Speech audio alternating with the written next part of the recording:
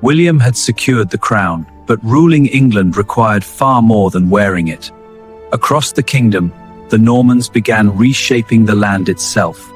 The castles rose above hills, rivers, and crossroads, serving not only as military strongholds but also as powerful symbols of royal authority. England was beginning to look different, and its people quickly realized that this new rule was here to stay. William rewarded those who had supported him throughout the conquest. Your loyal service. I grant my loyalty to these estates. Kneel and pledge your fealty. Large estates that had once belonged to powerful Anglo-Saxon families were transferred to Norman nobles. In return, You shall hold these lands in my name and provide knights for the realm's defense. these new landowners promised military service and unwavering loyalty to the king. A completely new ruling class was beginning to emerge across England. England soon became a country with two very different worlds. Ordinary people continued speaking Old English in villages and marketplaces, while the Norman elite used French in royal courts, castles, and government.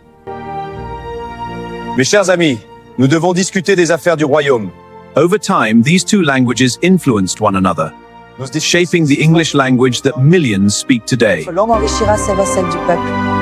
William also transformed the way England was governed. Loyal officials were appointed across the kingdom to collect taxes,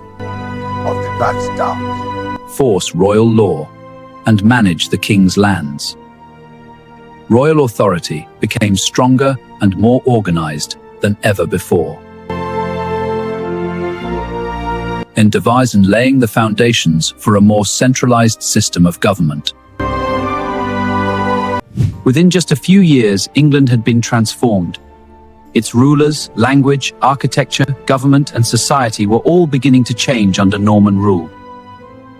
These changes would influence the kingdom for centuries, helping shape the nation that would one day become one of the world's greatest powers. Yet William's most extraordinary achievement was still to come.